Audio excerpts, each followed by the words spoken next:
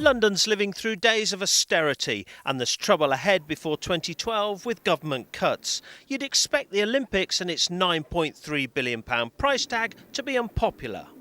But our poll has found that 73% of Londoners support the Games. Actually, 30% of people feel more positive about the Olympics than they did 5 years ago when London won the bid, with only 14% feeling more negative. And that's interesting because Londoners are now realising that the Games are going to be a big challenge for the city. And it's not just 2012 who run the show. The government and the Mayor, Boris Johnson, have a big role to play. We asked more than 1,000 Londoners whether they thought things were going well. The poll shows a big rise in the number of people who think the Mayor and the government are doing a good job at preparing for 2012. It's up from 45% 4 years ago to 65% today. It all seems to be going really well. I live quite close to the Olympic Village, and every time I drive past it there seems to be a new building or a new structure. We know that they're still trying to do the best they can with what they've got, considering that they've got a very tight budget to work with. But there is one big worry: London's transport system. More than half of the people we spoke to, 55%, believed it wouldn't be able to cope with the hundreds of thousands of extra passengers every day. Transport is the biggest headache for every Olympic city, and these are billed as the public transport games. Can London really handle it all? I imagine, thousands more people come. It's going to be really, really busy, chock-a-block. The public transport system is going to cope fantastically well, but people should be aware that this is not going to be business as usual, it's going to be business as unusual. Huge numbers of Londoners from your incredibly positive poll want to stay in London for the Games. That's fantastic, but they've got to understand that there will be, particularly on competition days, it won't be the same, particularly for motorists. What's really interesting is that 62% of people don't believe the current government's spending cuts should affect the Olympics. In fact, 13% want spending to increase. But you won't get ministers to agree to that at the moment. Clearly you have to recognise that the Olympics is taking place against a backdrop of the largest peacetime budget deficit that this country has ever faced. And actually there is an argument that it might be wrong if the Olympics escaped that altogether, as if it was preserved. But our poll suggests Londoners want the Games to be special, treasured and protected from the harsh realities of life. Adrian Warner, BBC London News. Young runner Desiree Henry is nominated by Daley Thompson. She was part of the biggest secret of the Olympics, one of 7 promising youngsters chosen to run with the torch and light the cauldron in front of a TV audience of 1 billion people. From the centre of world attention a year ago to the solitude of training today. But Desiree Henry still can't quite believe what happened at the Games. I think it was amazing. It was just that moment when I put down the torch to light the cauldron. It just felt real. It was a kind of a surreal moment that, wow, I'm actually here in the 2012 opening ceremony in the Olympic Stadium about to make history. And I just felt so proud of myself, and just floods of emotion kind of just came in, and I just thought all the hard work that I've been doing in the previous years, it's kind of worked up into this one moment just to kind of relax and be proud of myself, really. The 17-year-old sprinter has just finished her A-levels and is now preparing to run at the senior national trials this weekend. Next week, she's running in the 200 metres for Britain at the European Junior Championships. Helping her on her journey is this man, Daley Thompson. He nominated her for the Olympic role and is acting as a mentor. And he's clear. The master is clear. And it's also clear what she's learning from the master. And he's really just tried to emphasise that it's always important to have confidence going into championships, because obviously he came across as a very confident man in his performances, which is always good if you can always back them up. But has she felt extra pressure with all this attention? I think, yes, I have. I think people's expectations is that because I was in the opening ceremony of the 2012 Olympics, that they kind of expect me to be in the 2016 Olympics. I suppose right now I've just kind of converted that pressure into like extra motivation just to keep going again in the sport. The challenge for Desiree now is to be remembered as someone who set the athletics world on fire, as well as the 2012 cauldron. Adrian Warner, BBC London News. This is Newham, more under 25-year-olds than anywhere else in Britain, more unemployment too, but very much football country. Former England World Cup winner Will Greenwood trying to change that today. Who knows what the bread basket is? Your stomach is the bread basket. So Sir's going to come in here, and what I want you to do, arms open, bang, I'm going to slam it in. Okay? Some people around here think rugby is a posh sport. Not for them. Greenwood is part of a new programme to take the game into places it's rarely been before. Here we go, so give it your best shot. Is that your best shot? Come on, give me your best shot. Give me your best shot. I said, who knows the Johnny Wilkinson drop goal? They all knew the Johnny Wilkinson drop goal. They all know a little bit about rugby, but it's sort of surface deep. They all know a heck of a lot about football. And what we'd like to do is try and give them an opportunity to try a different sport if they would like.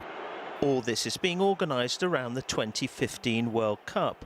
The hope is memories of Johnny Wilkinson will encourage youngsters to have a go at the game around new rugby posts being put up across the capital.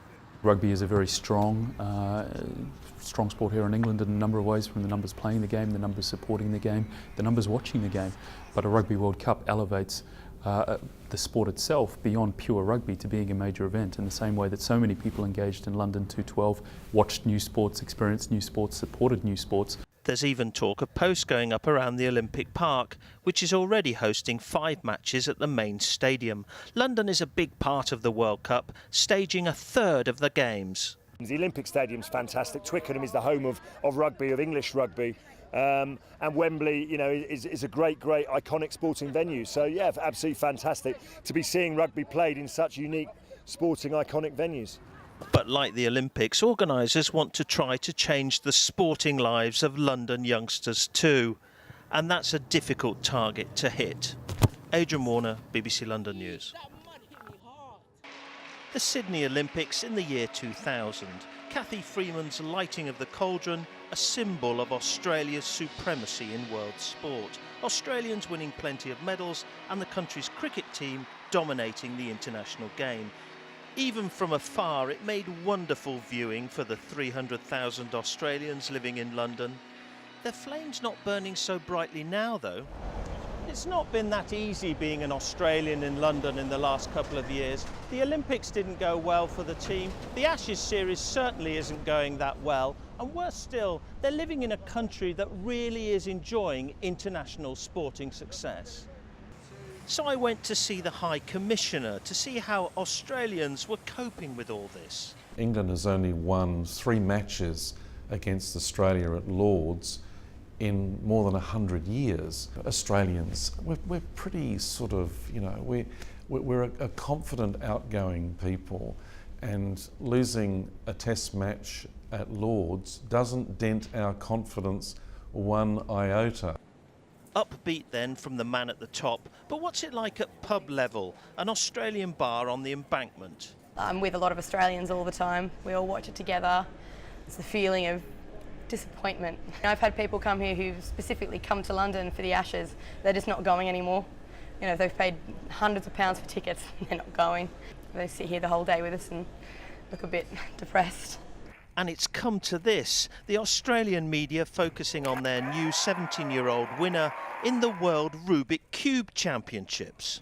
Surely there's a future in the game which Australians believe is played in heaven as well as on the Thames. It's quite a funny thing actually. You've got the English sort of being the top dog and Australians being the underdog, and I suppose Australians have to get used to that and get used to enjoying that banter from the other side.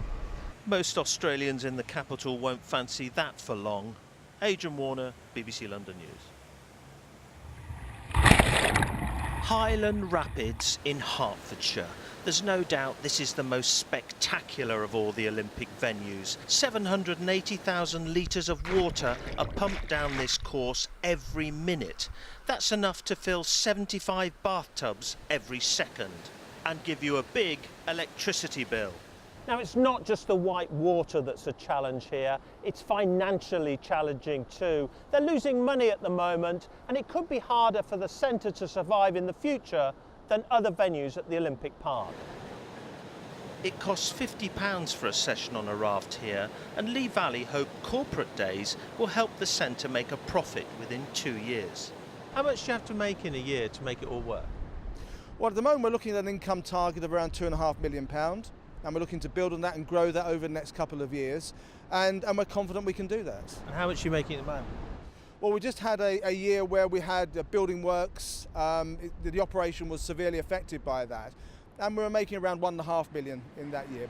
That building work has included new top-class indoor training facilities for the British team.